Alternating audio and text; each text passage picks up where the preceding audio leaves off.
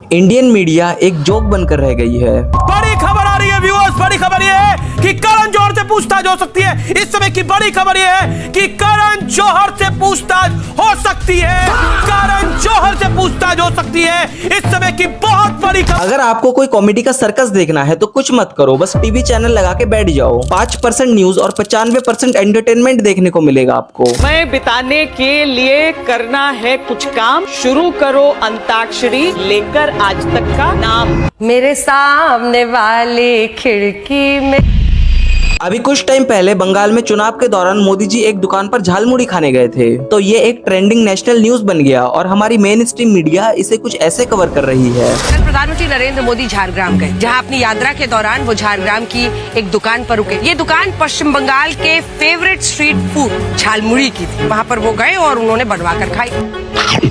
और सिर्फ सर्च ही नहीं, मोदी जी के वीडियो में कितने व्यूज आए हैं वो भी एक इम्पोर्टेंट नेशनल न्यूज है। इनको देश के रियल इश्यूज से कोई मतलब ही नहीं है। उधर मणिपुर कितने समय से जल रहा है, किसी को कोई मतलब नहीं है। लेकिन जब यूरोप और रशिया के बीच में वॉर छिड़ना था तो ये अपनी जान की बाजी लगाकर बैटल ग्राउंड फील्ड में चले गए। हम इस समय इरपिन में पहुंच गए हैं, जहां सबसे भीषण संघर्ष, सबसे भीषण मुकाबला इस युद्ध का चल रहा है। अभी कुछ समय पहले यूएस इजराइल ईरान का वॉर चल रहा था, तो मैंने सोचा चलो न्यूज चलाकर देखते हैं। तो ये लोग इसे कुछ इस तरीके से कवर कर रहे थे। आपस में भिड़े ट्रंप, ईरान ने जीत ली वॉर, 21वें दिन युद्ध हुआ खत्म। जीत गया ईरान, झुक गया अमेरिका, घुटने पे आए ट्रंप। वॉशिंगटन के आर्मी बेस पे ईरान का अटैक, मतलब कुछ भी। टीआरपी के चक्कर में ये इस तरीके से न्यूज दिखाते हैं कि इंफॉर्मेशन एंड ब्रॉडकास्ट मिनिस्ट्री को बीएआरसी ने ये आदेश दिया कि 4 हफ्ते के लिए टीआरपी को बैन कर दिया जाए। सोचो, जिन गवर्नमेंट के वजह से इनका नाम गोदी मीडिया पड़ा है वो तक इनके हरकतों से फेड अप हो जा रहे हैं, तो आम जनता का तो छोड़ ही दो। और ऑपरेशन सिंदूर के समय तो इन्होंने एक अलग ही लेवल का माहौल बना रखा था। कभी भारतीय सेना को पाकिस्तान में घुसने का दावा कर रहे थे। बड़ी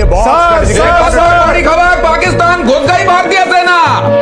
ये अज्ञात बॉर्डर पर पाकिस्तान के भीतर दाखिल हो गई भारतीय सेना।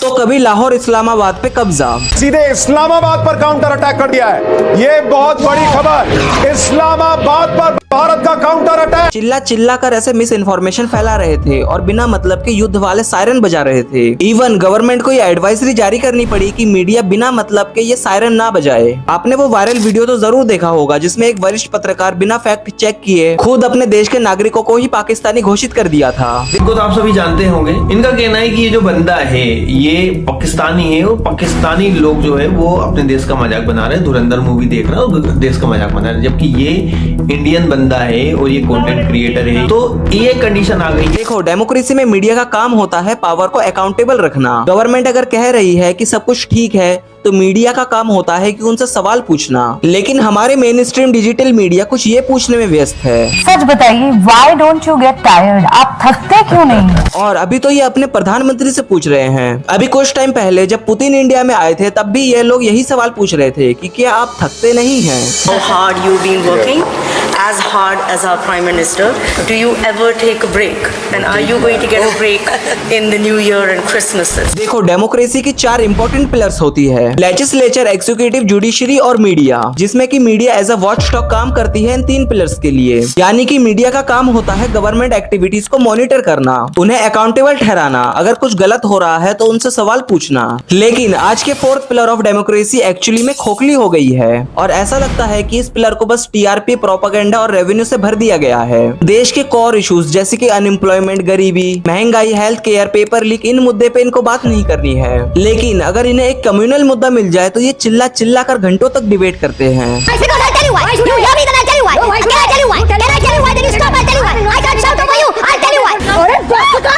और इसी वजह से तो एक टर्म पॉपुलर हुआ, गोदी मीडिया। गोदी मीडिया मतलब वो मीडिया जो सत्ता से सवाल पूछने की बजाय माइनॉरिटीज, एक्टिविटीज, स्टूडेंट और कॉमन पब्लिक पर सवाल बरसाए। देखो, एक सवाल जो बहुत ज्यादा पूछा जाता है कि क्या इंडियन मीडिया 2014 यानी बीजेपी के पावर में आने के बाद ज्यादा कॉम्प्रोमाइज हुई है? तो इसका जवाब है हाँ, लेकिन इसका मतलब ये भी नहीं कि मीडिया 2014 से पहले बिल्कुल नेचुरल और अनबायस्ड थी। ये काफी कॉमन पैटर्न देखा गया है कि जो भी रूलिंग गवर्नमेंट होती है मीडिया थोड़ा बहुत उसी के तरफ होता है। होती है। इमरजेंसी 1975 के टाइम सरकार ने प्रेस को सीधा सेंसर कर दिया था। तकरीबन 200 जर्नलिस्ट और फॉरेन करेस्पॉन्डेंट्स को अरेस्ट कर लिया था। न्यूज़पेपर 2 दिन तक बंद रहे और प्रेस काउंसिल ऑफ इंडिया को भी बंद कर दिया गया था। इंडियन एक्सप्रेस ने सेंसरशिप के खिलाफ ब्लैंक एडिटोरियल तक छापा, एक तरीके से प्रोटेस्ट के तौर पर। फिर आया पेड न्यूज का इशू। 2010 में प्रेस काउंसिल ऑफ इंडिया ने पेड न्यूज स्कैंडल की प्रॉप शुरू की, जिसमें आरोप था कि ये पैसे लेकर पॉलिटिशियंस की तारीफ वाली खबरें रिपोर्ट के रूप में अपने चैनल पर चला रहे थे। इसी पीरियड में रेडियो टाइप कंट्रोवर्सी भी सामने आई थी, जिसमें नीरा राडिया एक लॉबिस्ट थी, जिसके लीक्ड फोन कॉल्स में वो बड़े बड़े जर्नलिस्ट, नेताओं और कॉर्पोरेट्स लोगों से बात करती हुई सुनाई दी थी। Which one? The Bombay one? Bombay one, which takes the family pact above the national interest.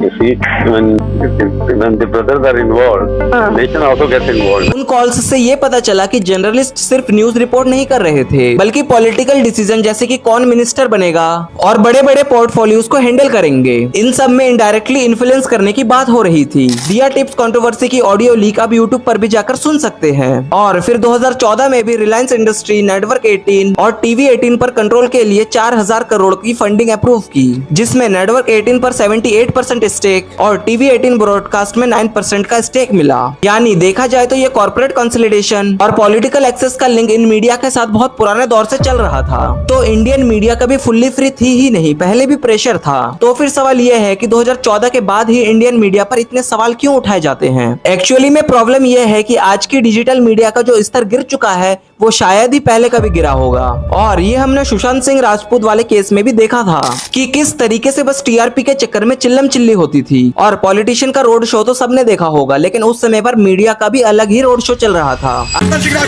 Ashutosh भी जुड़ रहे हैं। आशुतोष, बड़ा डेवलपमेंट क्या है?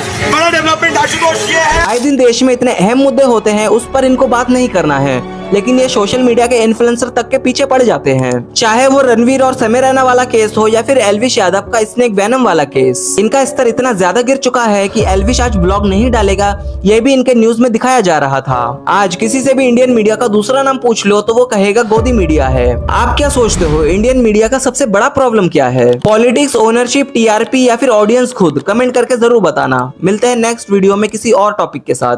धन्यवाद।